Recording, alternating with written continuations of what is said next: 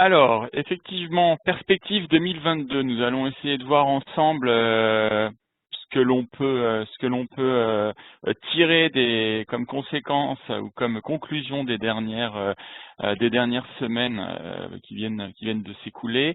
Juste avant, quelques rappels techniques. Donc, vos micros ont été coupés. Je vous recommande de couper vos caméras aussi pour une question de bande passante pour que le son soit beaucoup mieux. Et puis n'hésitez pas à rafraîchir vos images s'il y a un problème.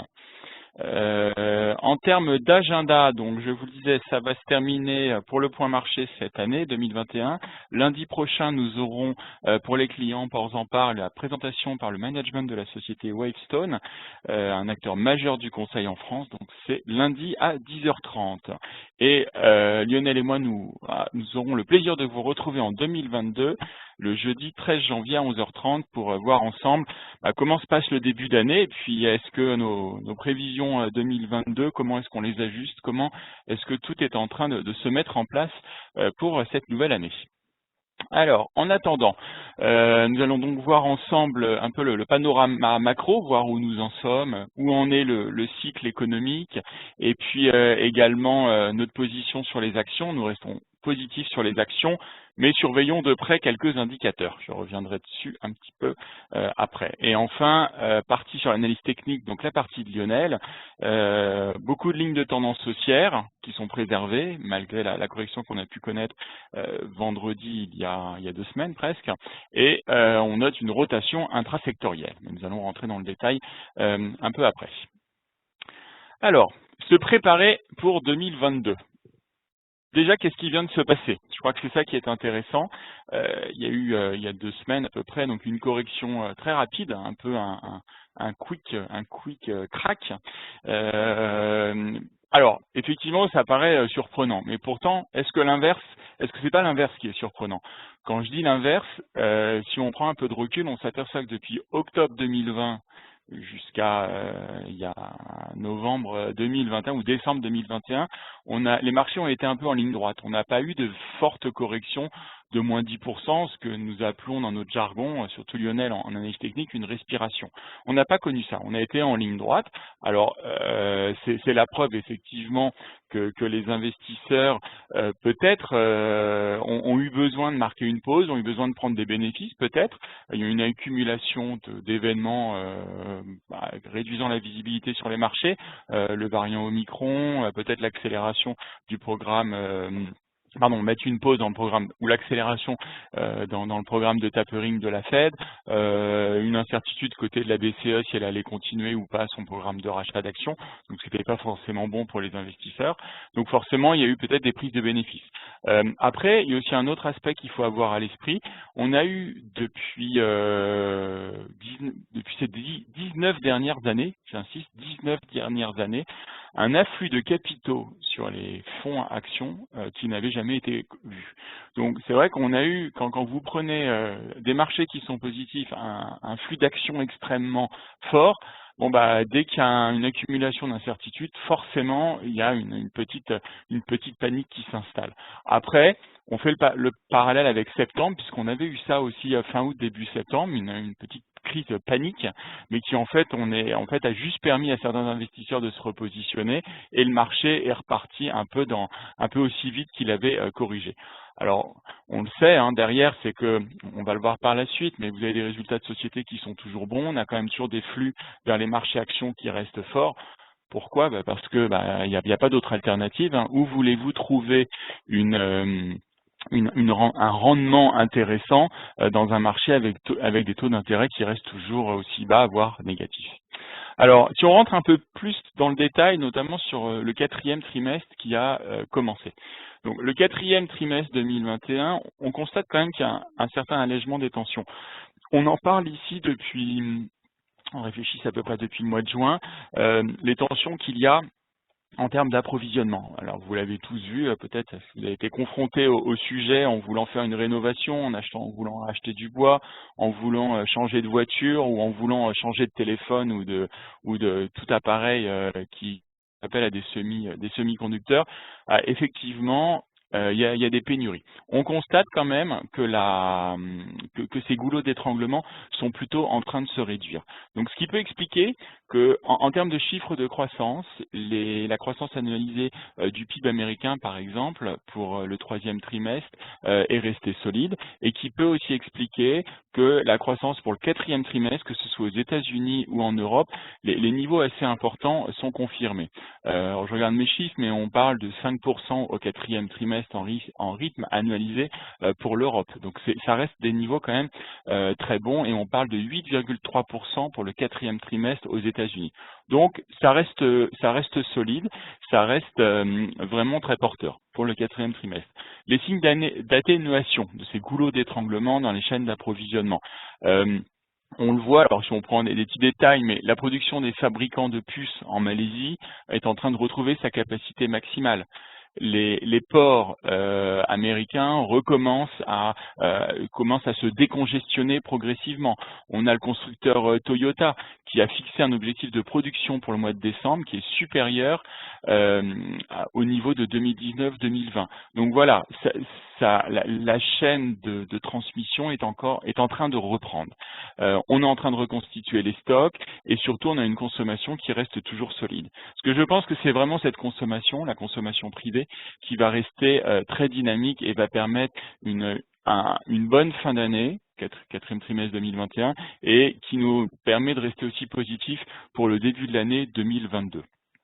L'exemple qu'on aime bien prendre, c'est les mises en chantier aux États-Unis. Alors certes, les mises en chantier ont un peu ralenti aux États-Unis. Pourquoi? Parce qu'il y a effectivement pénurie de matières premières. Par contre, le nombre d'autorisations à construire ne cesse d'augmenter, ainsi que les projets de construction. Donc, ce qui est plutôt encourageant et ce qui est plutôt bon signe. Alors, une fois qu'on a vu croissance économique qui reste solide, attente de résultats des sociétés. Ça vous a pas échappé, on est revenu ici à cet endroit, lors des webconférences plusieurs fois sur le sujet. Les perspectives de croissance des résultats des sociétés ont toujours été très solides depuis le début de l'année. Et en fait, on se rend compte qu'après une bonne publication au T3, donc au troisième trimestre, pardon, les attentes de résultats sont revues en hausse aux US, comme en Europe. Alors, c'est sûr qu'il y a quelques interrogations quand même sur la marge. Pourquoi? Parce que augmentation des coûts matières, problème de soucis dans les approvisionnements, ne laissera pas le quatrième trimestre indemne. Il y aura certainement quelques réductions sur les marges. Mais pour l'instant, en tout cas, avec le redémarrage qui semble se profiler, on reste assez confiant. En Europe, on voit les sociétés sont en train de réviser en hausse certaines perspectives de résultats. Et surtout, en Europe, ce qui est intéressant, c'est qu'on a un ratio cours sur bénéfice pour 2022 qui est peu élevé. On parle de 15,6 fois le ratio cours sur bénéfice pour 2022, ce qui reste intéressant. Là où aux États-Unis, on est plutôt sur 22 fois. Donc, vous voyez, il y a toujours un écart entre les US et l'Europe. Donc, ce que l'on pense être le facteur de soutien fort pour les économies européennes et américaines pour les prochains mois, ça va être vraiment la consommation privée, ainsi que des programmes de rachat d'actions qui vont se poursuivre. Alors, c'est vrai, je voulais terminer quand même là-dessus, c'est que ce profil en filigrane, on a tous malheureusement en tête la cinquième vague dont on parle beaucoup. Alors c'est vrai que on a eu le variant Delta qui au début on a un petit peu sous-estimé son impact, et forcément quand on a vu l'étendue, la rapidité, le taux de contagion très élevé, fait qu'on est extrêmement prudent par rapport au variant Omicron. Alors, à ceci près qu'on a une population qui est quand même davantage vaccinée, on parle surtout pour les pays européens, mais aussi pour les États-Unis, le taux de dangerosité serait quand même inférieur. Bon, je ne vais pas me transformer en médecin, je pense que vous avez beaucoup plus d'informations dans la presse et beaucoup plus qualifié que je ne pourrais le faire. Mais en tout cas, ce que le marché peut apprécier depuis une dizaine de jours, c'est qu'on est quand même en train de revoir à la baisse la dangerosité du variant et donc son impact potentiel sur un confinement, son impact potentiel sur le ralentissement de l'économie. C'est sûr que quand on a dit ça, on n'a rien dit, ça va pas s'arrêter. On va voir comment le virus se propage, mais aujourd'hui, il y a quand même, après avoir une panique lorsqu'on a appris ça, on a découvert l'existence du variant, aujourd'hui, on est sur un niveau de stress qui a baissé. Alors, c'est vrai qu'on va surveiller de près l'Allemagne, où on pense qu'il y a quand même un épicentre qui est logé. Alors, sur la deuxième partie de cette slide, en bas à droite, restons positifs pour le moment. Alors, quand j'ai souhaité mettre en bas à gauche les 4 phases du cycle économique. Bon, on retourne un petit peu à l'école en présentant ça, mais on est aujourd'hui, on a connu donc le fort ralentissement, la récession qu'on a connue en 2020 avec l'explosion de la pandémie. Là, on est clairement passé en phase 2. En phase 2, c'est-à-dire nous avons une reprise économique qui a démarré, une phase d'expansion. On a une croissance qui s'est enclenchée. Son corollaire, malheureusement, est l'inflation, et on a les banques centrales qui sont en train de regarder leur arme favorite, à savoir la hausse des taux, pour essayer de calmer cette inflation. Bon, on va, semble-t-il, en 2022, alterner entre cette phase d'expansion, de reflation, avec une phase de surchauffe, de pic, donc de risques qui vont apparaître. Ça va être source de volatilité pour 2022. Ça sera certainement porté par la consommation, ça je l'ai dit. Et en termes d'actifs, on pense que les actions resteront une zone de rendement à privilégier. À l'inverse, certainement, des obligations souveraines, par exemple. Ensuite, la tendance. Vous savez, chaque mois ou chaque trimestre, quand on se voit, on essaye de regarder la tendance. C'est quelque chose d'intéressant, puisqu'on se rend compte qu'aller contre la tendance, c'est pas forcément très bénéfique. Donc aujourd'hui, on regarde les indices principaux. Lionel va revenir dessus. Il va passer en revue les principaux indices, mais on voit qu'il y a des lignes de tendance qui sont préservées. On a des lignes de tendance qui sont bien orientées sur le S&P, sur l'Eurostoxx, sur le CAC et autres indices. Plus intéressant, quand on regarde à l'intérieur de ces indices, on voit qu'il y a 65% de leurs composants qui participent à cette tendance. Ça veut dire qu'ils sont au-dessus de leur moyenne mobile de 100 jours. Donc, ce qui pour nous est un facteur disant la tendance haussière est toujours d'actualité. Donc, la tendance, elle est là, elle s'inscrit toujours, même s'il y a des facteurs de risque, mais pour nous, il n'y a pas encore de danger de retournement matérialisé. Alors, ce que l'on va regarder, l'indicateur que l'on regarde, cet indicateur, c'est l'évolution du spread pour les high yield. Donc, c'est l'évolution des prix en fait sur le marché des obligations à haut rendement. Pourquoi? Parce que c'est vrai que lorsqu'on est sur un marché où on price bien le risque, où le risque est pris en considération, on le rémunère, on s'aperçoit que les spreads sont assez étroits et en baisse sur le segment des obligations à haut rendement. À l'inverse, quand on commence à passer en phase 3, donc en phase un peu de surchauffe, on rémunère un peu moins le risque puisqu'on veut absolument avoir du rendement, peu importe la notion de risque. Donc ce qui fait que sur cet indicateur du haut rendement, du high yield, on passe sur des spreads qui restent étroits, mais par contre qui sont en hausse. Donc vraiment, c'est quelque chose que l'on va regarder. Mais dans l'ensemble, pas de signaux aujourd'hui qui nous font changer entre une vue positive sur les actions. Alors, sur le slide d'après, 2022, comment on se prépare? On vous a remis notre allocation sectorielle cible. Alors, juste pour rafraîchir, chaque mois, notre modèle qui s'appelle le modèle BCAP, donc qui est un croisement de moyennes mobiles, donc c'est des moyennes techniques, 50 jours, 100 jours, 200 jours, nous permet de voir les tendances qui se mettent en place sur les secteurs. Donc on prend les principaux secteurs et comme ça nous permet d'avoir une idée de l'évolution du marché, des préférences qu'il peut y avoir en termes d'achat pour différents secteurs. Entre le mois de novembre et le mois de décembre, ou alors entre le 5 novembre et le 5 décembre pour être plus précis, les principaux mouvements sont un peu un retour des secteurs dits défensifs. c'est la consommation courante, avec, vous voyez, j'ai mis une flèche montant on a un peu revu en hausse notre fourchette cible recommandée entre 4 et 6%. À l'inverse, les secteurs un peu plus cycliques, comme l'industrie, mais aussi comme les banques, sont légèrement en repli. Donc, alors, c'est pas des signaux de vente ou des signaux d'achat, ça vous donne juste une tendance. Et donc, ça permet de montrer peut-être une inflexion entre la consommation courante ou le secteur de la santé, qui sont des secteurs qui seront de nouveau plébiscités. Ça nous montre peut-être l'année 2021, où on a eu une année qui a été très polarisée. Quand je dis polarisée, c'est qu'on a eu des bulles de valorisation. Tout le monde a en tête le renouvelable, tout ce qui était segment vert en début d'année, extrêmement recherché. On est monté sur des niveaux de valorisation très forts, et puis bon, ça s'est un peu essoufflé, un peu retombé. Plus précisément, on a eu l'hydrogène aussi, par exemple, qui a connu cette bulle de valorisation. On a eu aussi le changement radical, puisque en début d'année, personne ne voulait de valeurs bancaires ou de valeurs très cycliques. Les valeurs bancaires tiennent le haut du pavé. On est sur une croissance pour le secteur à plus de 2 chiffres. Donc vraiment, on a eu des grands perdants et des grands gagnants. On a eu aussi les grandes valeurs du luxe qui ont connu un retournement, mais pas tous. On a eu aussi des valeurs technologiques, donc les grandes GAFAN, les Google, Amazon, Facebook et autres, Netflix, qui ont été extrêmement plébiscités, encore une fois. Donc des foyers de valorisation, peut-être de survalorisation, mais aussi des rotations sectorielles très rapides.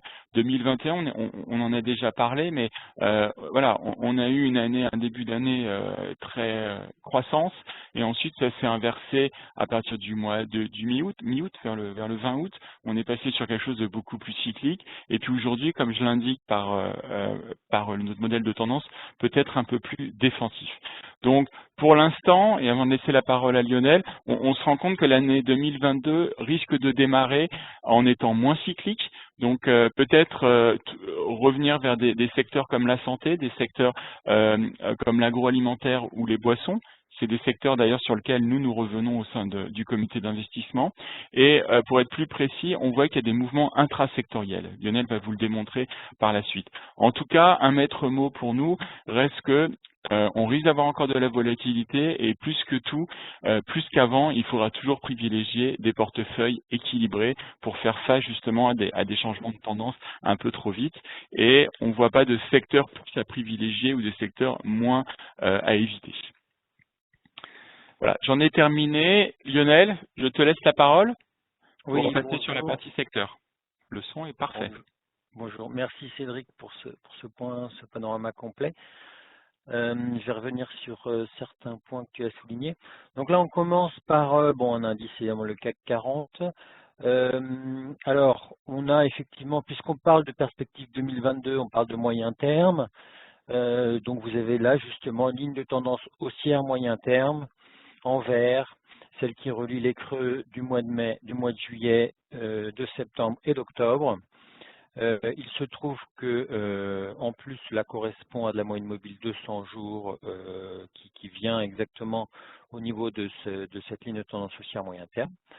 Donc on va dire que jusqu'à preuve du contraire, la tendance moyen terme reste haussière. Alors elle est faite d'impulsions et de corrections, hein, comme on l'a vu sur cette deuxième partie de l'année, avec de temps en temps un petit peu de surchauffe. Hein, c'est pour ça que je vous ai mis l'indicateur RSI en bas, indicateur qui normalement permet de repérer les phases de surachat ou de survente. Donc on a eu quelques phases de surachat, une mi-juin, une mi-août, une mi-novembre, qui à chaque fois ont abouti sur des phases de correction à court terme, mais qui ne changent rien à la tendance de fond. La tendance de fond, elle reste haussière, et tant qu'on sera au-dessus de cette ligne de tendance haussière, il n'y aura pas vraiment de raison de changer de posture à ce niveau-là. Sur la page suivante, cette fois, on regarde le Nasdaq 100. Donc là, on a eu, on voit bien la première phase de recovery, hein, post premier confinement. Donc la deuxième partie de 2020, une phase de rattrapage très très forte, très pointue. Et puis ensuite, depuis septembre 2020, un régime de marché qui est le même, hein, à savoir une sorte de canal haussier moyen terme avec une résistance bien identifiée qu'on a touché 4 fois depuis. Et puis le support bien identifié aussi. C'est une ligne de tendance haussière en vigueur depuis septembre 2020 en bleu, qui a joué son rôle support fin septembre et dont on s'est rapproché début décembre, mais qui tient toujours. Donc tant qu'on est à l'intérieur de ce canal, là aussi, on va considérer que c'est haussier moyen terme. Notre scénario privilégié, c'est de se maintenir entre ces deux bornes pour la première partie de 2022. Évidemment, si on sortait par le bas de ce canal, ce serait un scénario alternatif qui serait plus défavorable. Mais pour le moment, ça n'est qu'une hypothèse de travail. La réalité, c'est que c'est toujours haussier à moyen terme. Page suivante. Donc là, c'est justement puisque je parlais du Nasdaq aux US, puis on parle de la technologie en Europe. Donc là, vous avez le secteur des valeurs technologiques du stock 600, donc de toute l'Europe.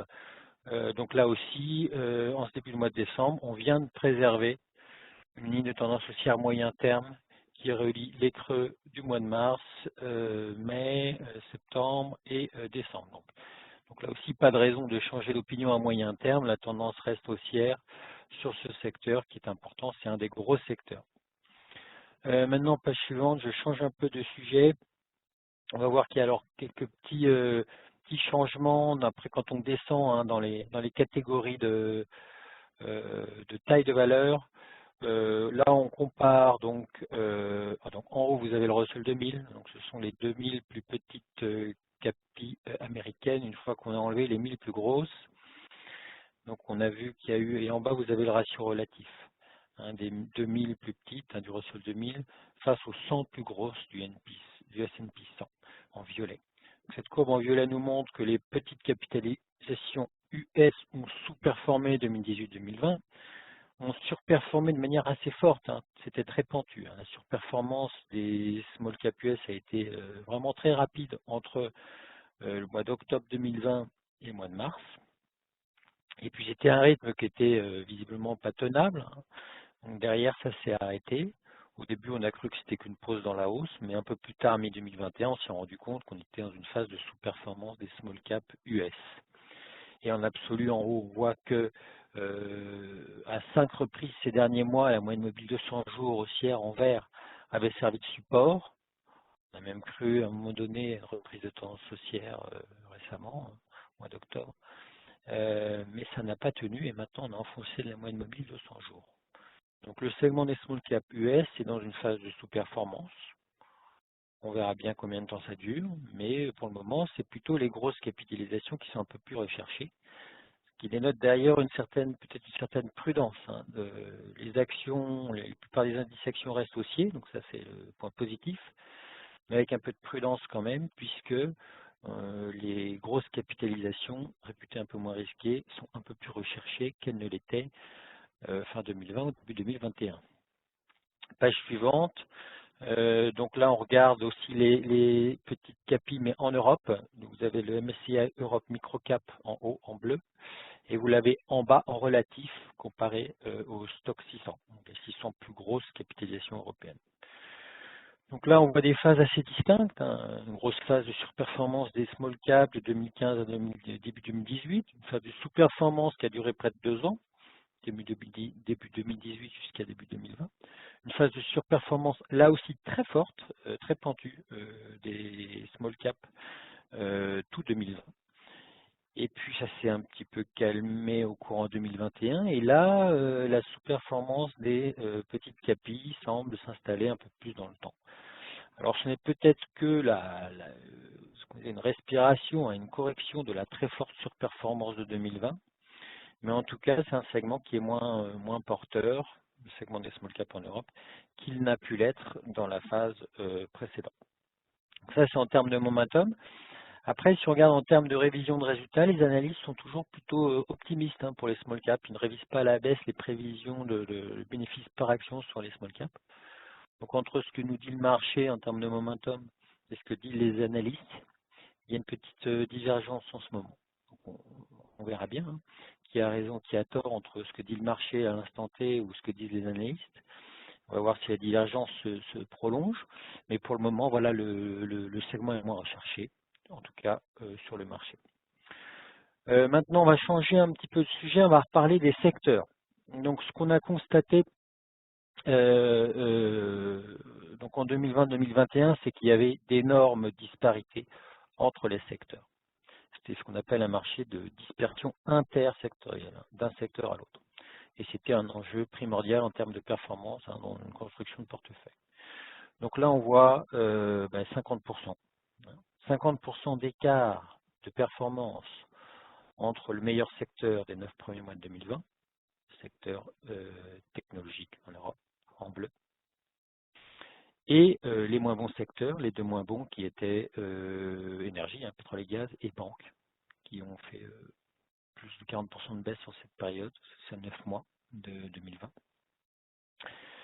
Et puis si je rajoutais derrière un troisième moins bon secteur, c'était évidemment travel and leisure, transport et loisirs, qui avait évidemment souffert de la pandémie. Donc 50% d'écart entre le meilleur secteur et les moins bons secteurs. Et donc là, évidemment, fallait être bien positionné plutôt sur de la techno et pas trop sur de la banque et de l'énergie à l'époque. Page suivante, on change de période. Là, on est sur les 8 mois qui ont suivi. Les 8 mois qui vont donc de octobre 2020 à mai 2021. Donc là, on est sur le cœur de la recovery. Le rattrapage, le redémarrage. Le marché est en mode ce qu'on appelle risk-on dans le jargon, c'est-à-dire appétit pour le risque maximum. Et là, je vous mets quand les derniers deviennent les premiers. Pourquoi? Parce qu'on constate que sur cette période-là, les 3 plus mauvais secteurs de la période précédente, les banques, transport et loisirs et énergie, sont parmi les meilleurs secteurs sur cette période-là. Sur cette période de 8 mois, la banque, près de 70% de performance positive, suivi par de l'énergie, transport de loisirs, et puis également des secteurs très cycliques, plutôt réputés, on va dire, risqués et volatiles, que sont de l'auto, des matières premières. Donc 3 des 5 meilleurs secteurs sont les plus mauvais de la période précédente. Donc c'est pour ça qu'il y avait des virages à prendre fin 2020, début 2021. Donc la question vraiment sectorielle, intersectorielle était majeure en termes de performance. Il fallait faire des switches, des virages, prendre ces virages-là si on voulait quitter le mode du 9 premiers mois de 2020 et rentrer dans le mode de rattrapage sur une bonne partie de fin 2020, début 2021. Maintenant, sur la période actuelle, ce qu'on constate depuis mi-2021, c'est qu'on a beaucoup moins de dispersion entre les secteurs. Vous voyez, je vais mettre de côté l'exception, qui est le petit secteur, le secteur voyage et loisirs, tout en bas, qui est le seul à avoir une performance très négative sur cette période. Mais à cette exception près, les 18 autres secteurs ont une performance entre plus 15 et moins 5, donc 20% d'écart, mais j'ai envie de dire 20% seulement d'écart entre le meilleur et le moins bon secteur si je fais cette exception. Alors que dans la période précédente, il y a eu 66% d'écart entre le meilleur, la banque, et le moins bon qui était la santé.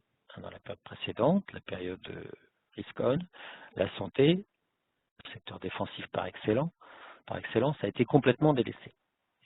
Dans la période actuelle, on constate que donc le secteur techno est bien positionné, il est en tête avec 15%, mais suivi de très près par un secteur réputé défensif par excellence, qui est le secteur santé, 2% près. Donc le marché est beaucoup moins polarisé, comme vous le disiez Cédric tout à l'heure, c'est beaucoup moins binaire. C'est pas tout pour le risque, que des cycliques, les défensifs complètement délaissés. Non, ça n'est plus ça. Tous les secteurs ont leur place.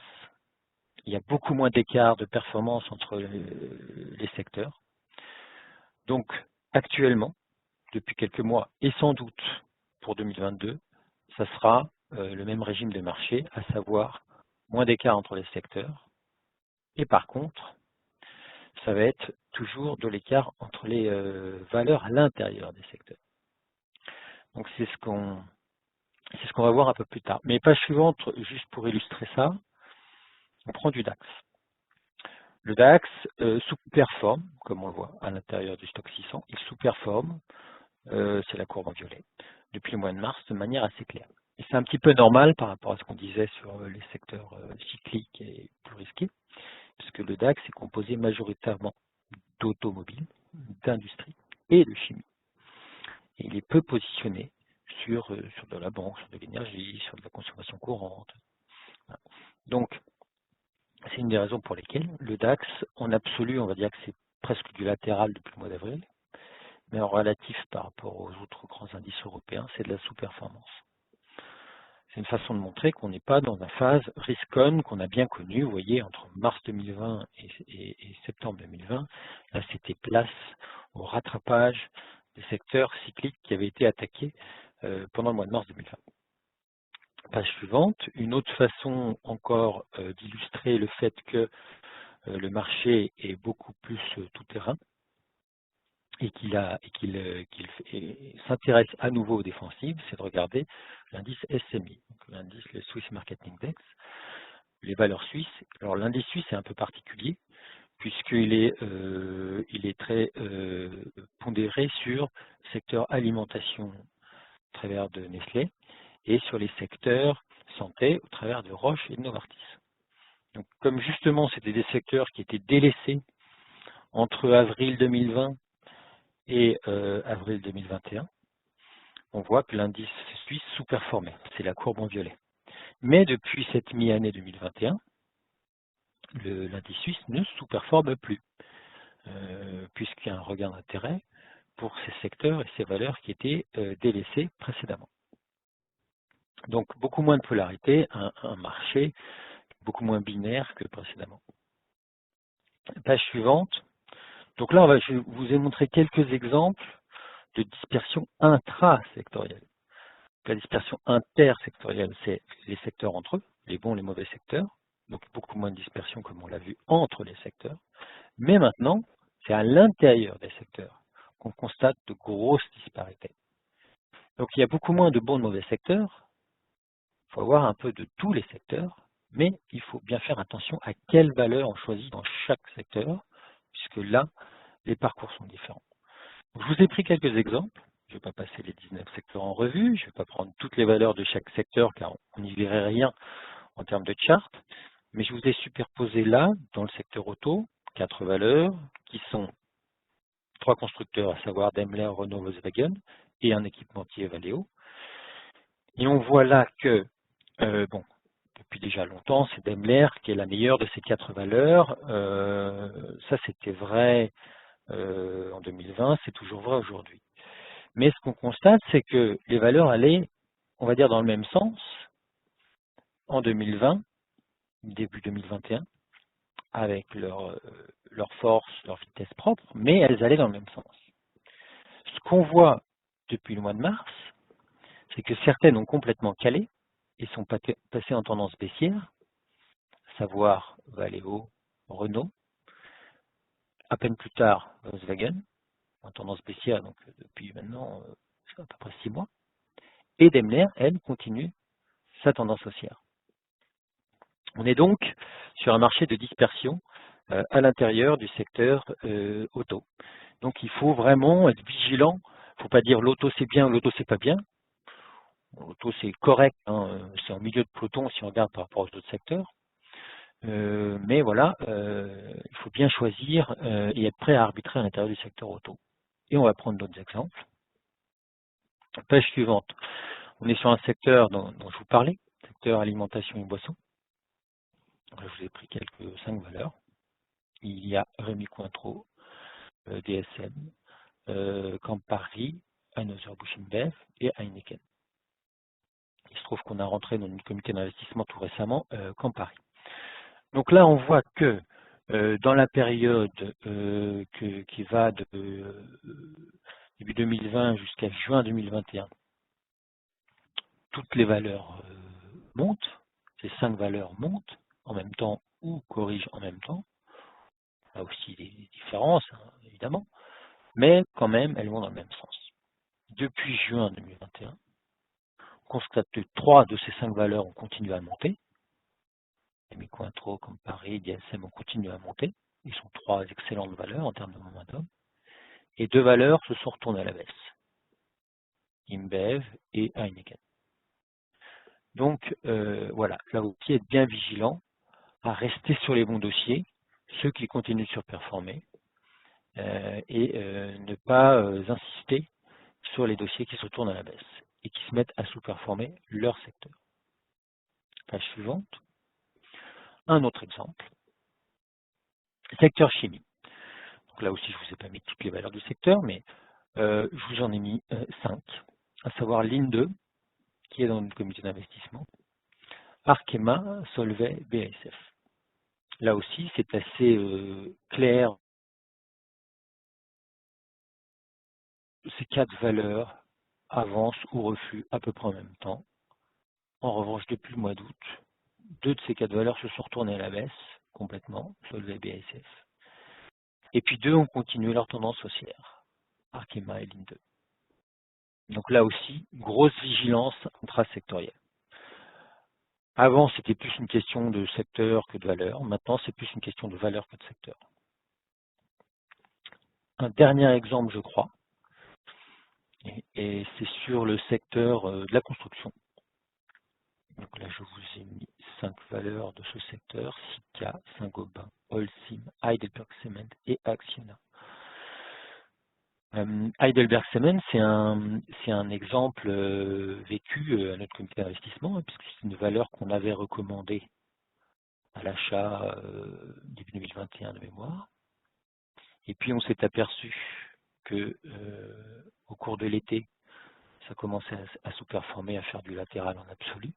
Et ça s'est même retourné en fin d'été à la baisse en absolu. Donc une sous-performance et un retournement baissier. Donc on a pris la décision qui n'est pas facile à prendre, mais qui est visiblement une décision salutaire, hein, c'est de dégrader la valeur, de la vendre, quitte à la vendre en légère perte, pour l'arbitrer vers d'autres valeurs du secteur. Donc là, on voit clairement qu'à partir du mois d'août, il y a 2 valeurs qui ont pris de mauvais virages, Holcim, Heidelberg Cement, et puis 3 valeurs Acciona, Saint-Gobain et Sika qui ont continué leur bonhomme de chemin. Sika est depuis un bon moment déjà dans les valeurs que nous recommandons à l'achat renforcé dans notre comité d'investissement. Donc on continue à conserver ces valeurs qui continuent de surperformer. Voilà un petit peu pour vous expliquer que voilà, les enjeux ont un petit peu changé. Je vais peut-être laisser la parole à Cédric pour reprendre les points clés. Oui, merci Lionel. Donc voilà, on a dressé un panorama général qui nous dit ayons un portefeuille équilibré pour la fin de l'année. Lionel vous a bien montré qu'on a des indices actions qui sont toujours en tendance haussière à moyen terme, donc on aura des impulsions, on a des corrections, donc peut-être que ça va se rapprocher toutes ces périodes et donc ça va créer des mouvements peut-être un peu plus chaotiques que ce qu'on a pu connaître, comme je le disais, depuis le mois d'octobre. Ensuite, on a une allocation sectorielle tout terrain et diversifiée que l'on préconise pour bien démarrer l'année. Donc en gros, pas de pari sectoriel. Hein. Il faut, comme l'indiquait Lionel, ou plus le tableau que je vous ai montré en début d'intervention, tous les secteurs peuvent participer et surtout il y a des rotations. Donc comme c'est impossible de les prévoir, gardons un portefeuille équilibré. Les segments défensifs, on le voyait dans le tableau en début de présentation, les secteurs de la santé ou de la consommation courante sont des secteurs qui reviennent, qui retrouvent de la tendance. Donc repensons au secteur défensif, même si c'est pas eux qui nous ont permis de performer pendant l'année. Et enfin, il va falloir être agile et comme l'a indiqué Lionel à travers des exemples comme la construction, la chimie ou le secteur des boissons, il va y avoir de la rotation, elle a déjà commencé mais elle va se poursuivre, on pense, de la rotation intrasectorielle. Donc il va falloir vraiment faire du stock picking et abandonner certaines valeurs qui ne sont plus en tendance, qui sont mal orientées. Voilà. Donc, on en a terminé avec la présentation. Donc, n'hésitez pas à poser des questions via le chat qui est sur votre écran. Alors, on a une première question qui concerne l'impact sur les marchés avec le démarrage progressif du tapering. Alors, le tapering, effectivement, donc, a démarré aux États-Unis au 1er décembre. Alors, si on prend un point de vue global, tapering et marché action, ça va pas de pair, on n'aime pas ça parce que forcément on réduit la liquidité disponible, on arrête un peu le robinet, donc forcément les marchés n'aiment pas ça. Alors, ceci étant dit, ce qui est intéressant avec la Fed, c'est que depuis 6 mois, la Fed nous prévient. Elle dit attention, il y a un jour où je vais couper le robinet. Le mois d'après, elle dit attention, on s'en rapproche. Et puis, il dit attention, voilà comment je vais faire. Attention, voilà quand je vais le faire, etc., etc. Donc, concrètement, le principe du tapering a été fait sien par tous les investisseurs ou presque. Donc, du coup, ça a été vraiment très préparé. Donc, l'effet, on va dire, négatif sur les marchés a été vraiment réduit, et ce qui fait qu'aujourd'hui, on apprend à vivre avec. Alors, on apprend à vivre avec aussi parce que les taux d'intérêt restent à des niveaux bas. Chez BNP Paribas, on n'anticipe pas de hausse avant la fin de l'année. Donc avant la fin de l'année 2022, donc pas de hausse de taux anticipée. Je pense que c'est aussi ça qui est intéressant, et donc on peut dire que le tapering, pour l'instant, n'a pas d'impact trop fort sur les marchés, parce qu'il a été maîtrisé, parce qu'il a été prévenu. Alors, je regarde le chat. Question également sur le secteur technologique, les valeurs que l'on recommande. Alors, on va pas vous répondre directement parce qu'on ne parle pas valeur aujourd'hui. On est vraiment plus sur du secteur.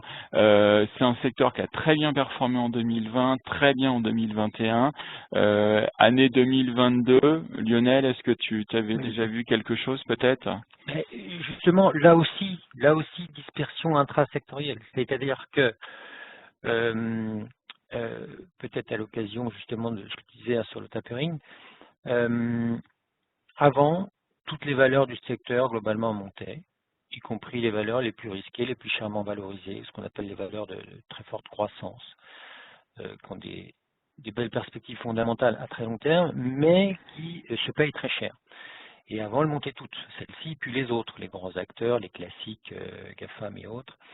Et on constate là, depuis quelques semaines, que les valeurs les plus risquées, les plus chèrement valorisées, sont un peu plus pénalisées, donc corrigées plus fortement que les autres.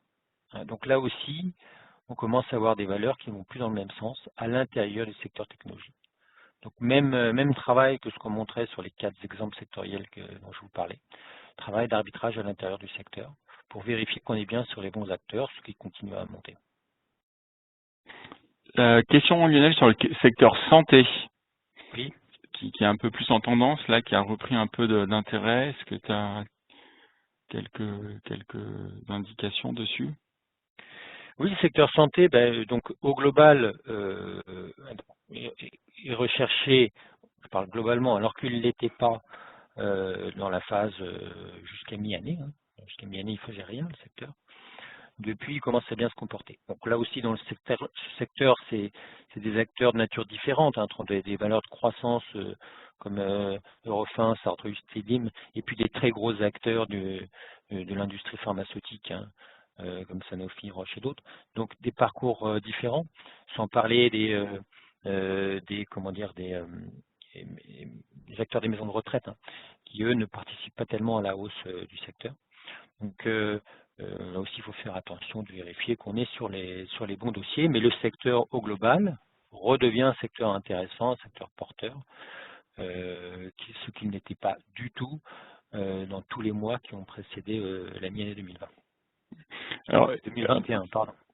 Merci. On a sur les positionnements des valeurs par rapport aux tendances, Je vous invite, alors je fais un petit peu de pub, mais je vous invite à aller sur le site BFI, donc B étoile FI point .fr, et là vous aurez, c'est nous qui l'entretenons, qui le maintenons à jour, et en fait vous aurez la cartographie, ce qu'on appelle le GPS de toutes les valeurs par rapport à leur secteur et comment elles se positionnent. Donc ce que je vois là aujourd'hui, on a beaucoup de questions sur des valeurs, que ce soit dans le secteur des défenses, le secteur des banques, des assurances ou le secteur aérien. Vous aurez vraiment toute cette cartographie, donc ça vous donnera vraiment une bonne vision. Je vais le mettre dans le chat, l'adresse internet. Question aussi sur l'écart entre les bancaires, le secteur des bancaires, des banques et des assurances. Oui. Les banques, le secteur bancaire a eu des sous-performances très fortes, surperformances très fortes, puisque 70% de hausse dans les 8 mois qui ont suivi, on l'a vu tout à l'heure.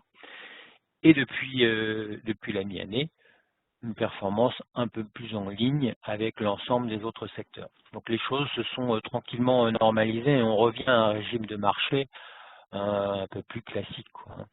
On pense toujours qu'en termes notamment de valorisation, de contexte sur les taux, le secteur il devrait bien se comporter. Le secteur assurance, c'est un peu moins volatile par rapport au secteur bancaire, mais lui aussi est revenu correctement classé dans notre modèle d'allocation sectorielle, alors qu'il était à la traîne dans les mois précédents. Le secteur assurance est globalement moins volatile que le secteur bancaire, moins risqué. Donc voilà, c'est un secteur à reconsidérer comme tous les autres presque. Okay. Question également sur le secteur aérien. Oui, alors là par contre, on est sur le mauvais élève actuellement. Et le contexte de 5e vague de Covid, évidemment, n'y est pas pour rien. Il n'y a pas eu besoin d'attendre le nouveau variant Omicron pour constater que le secteur se dégradait déjà depuis quelques semaines. Donc c'est l'exception qui confirme la règle. Comme je vous le disais, la règle, c'est beaucoup moins de dispersion sectorielle, puisque 19 des 20 secteurs ont des performances proches ces derniers mois. Par contre, celui-là, c'est le secteur qui est vraiment touché, vraiment impacté. Et a priori, ça risque d'être le cas encore, hein, puisque si on a eu 5 vagues de Covid, malheureusement, qu'est-ce qui nous dit qu'on n'en aura pas une 6e un jour, et qu'est-ce qui nous dit qu'on n'aura pas d'autres variants? Et donc dans ce contexte-là, le secteur le plus impacté, c'est celui-là, clairement. Donc il n'y a pas... on laisse ce secteur de côté. De toute façon, c'est un petit secteur dans les indices, hein, donc on peut très bien s'en passer.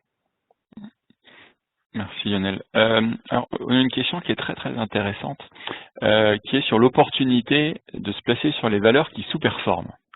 Alors, je dis que c'est une question très très intéressante parce que c'est un sujet qu'on aime beaucoup. En gros, attraper le couteau qui tombe ou aller chercher les oubliés. Le souci, c'est qu'il y a deux réponses à ça. C'est que vous pouvez... Nous, on estime qu'il y a de la chance, donc vous pouvez avoir la main heureuse. C'est pour ça que je prends ce terme de joueur. Avoir la main heureuse et trouver la bonne. Et vous pouvez, et statistiquement, vous avez plus de chances de trouver celle-ci, le couteau qui tombe. Donc, vous allez vous faire encore plus mal.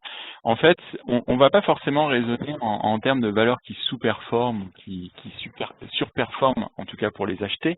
Le modèle qu'on a à partir duquel on va regarder une valeur et on va l'analyser d'un point de vue fondamental est une valeur qui est en tendance, donc pour lequel elle s'inscrit en performance positive en absolu, elle surperforme son secteur, celle que Lionel a pu vous indiquer en intrasectoriel, et elle va surperformer aussi ses pairs, donc et son indice de référence, pardon. Donc c'est là où on va regarder ce qu'on appelle une valeur intéressante. Donc le fait qu'elle sous-performe tout court n'est pas un argument suffisant pour nous pour regarder la valeur. Donc on a d'autres filtres que l'on trouve aussi intéressants. Oui, effectivement, pour rebondir, Cédric, sur ce que tu disais, le petit jeu entre guillemets qui consiste à se dire voilà, j'achète une valeur parce qu'elle est en retard et qu'elle va rattraper, c'est un jeu qui est dangereux. Car ça peut s'avérer vrai sur du court terme, mais sur du long terme, c'est un mauvais pari. Je vous prends un exemple, par exemple, que vous connaissez bien, Renault par rapport à Peugeot, Peugeot Stellantis. Renault sous-performe globalement le secteur depuis au moins 4 ans, et de manière assez massive. Donc, il y a des phases de rattrapage qui durent très peu de temps. Ça a été le cas en novembre 2020, quand le marché, je vous le disais, est totalement risk-on, c'est-à-dire qu'il est prêt à acheter les plus mauvais élèves en se disant qu'ils vont rattraper le retard. Donc, il rattrape une partie de le retard, mais ça ne dure pas longtemps, et ensuite, la valeur sous-performe à niveau. C'est ce qui se passe le plus souvent. Alors, évidemment, il y a des exceptions, mais le plus souvent, ça se passe comme ça. Et pour vous prendre un autre exemple, une valeur qu'on met en avant depuis longtemps, notre comité d'investissement, c'est Téléperformance. Je l'ai regardé hier, Téléperformance surperforme le marché depuis maintenant 10 ans. Puis 2012, il y a eu un retournement aussi relatif de Téléperformance face au marché. Elle n'a jamais sous-performé durablement depuis 10 ans. Donc le pari inverse, qui consistera à dire, bon, ben, je vends ma Téléperformance parce que je pense qu'elle a bien délivré et qu'elle va corriger et je m'intéresse à une valeur sous-performante, c'est statistiquement un mauvais pari. Il vaut mieux plutôt essayer au maximum de rester sur les valeurs surperformantes. On ne sait jamais jusqu'à quand ça dure, mais dans certains cas, comme chez Téléperformance, c'est 10 ans. Dans le cas d'LVMH, par exemple, une valeur qui est souvent plébiscitée, ça dure depuis 2015. Ça fait 6 ans que LVMH surperforme presque continuellement le marché. Il y a une phase de sous-performance qui avait duré peu de temps, 2-3 ans, entre 2012 et 2014. Mais depuis 6 ans, elle surperforme. Moi, on n'a pas de boule de cristal pour dire quand les choses vont changer. Par contre, on est là pour surveiller quand ça change et vous en faire part. Voilà, c'est en complément de cette façon de procéder que nous mettons en avant. On a d'autres questions sur des valeurs, notamment sur le secteur technologique. Donc, bon, là, je vais plus pas pouvoir y répondre parce qu'on c'est pas l'endroit, mais je vous propose de vous rapprocher de votre conseiller. Les questions autour de Soitec, ST Micro, ASML, AMS. Donc vraiment, voyez avec votre conseiller pour qu'il vous donne une analyse un peu plus fine, notamment valeur par valeur, donc par rapport au secteur techno. Question sur le secteur des matières premières, alors qui n'est pas un secteur en lui-même, mais le secteur des matières premières, métaux, et l'impact par rapport à une demande forte. Oui, alors il y a eu dans la phase très cyclique du marché, hein, grosse phase de rattrapage dont on parlait, là, fin 2020, début 2021, secteur des matières premières, enfin des valeurs liées aux matières premières, était très fort, comme le secteur auto. Mais depuis le mois de mai-juin de cette année, il est rentré dans le rang, il ne surperforme plus, donc il est rentré en ligne. De même on voit ça sur les matières premières elles-mêmes, hein, sur le prix des matières premières. Il y a eu une grosse surchauffe, une grosse inflation sur le prix des matières premières depuis quelques mois. Mais selon les cas, ça se calme bien. Le cuivre est à l'horizontale depuis un petit moment, le fer, l'acier a corrigé. Enfin bon, je ne vais pas tout passer en détail, mais une phase de très forte hausse est sans doute passée. Et on est dans une phase de pause à ce niveau-là. À la fois sur les matières premières elles-mêmes, à la fois sur les valeurs liées aux matières premières. Merci Lionel.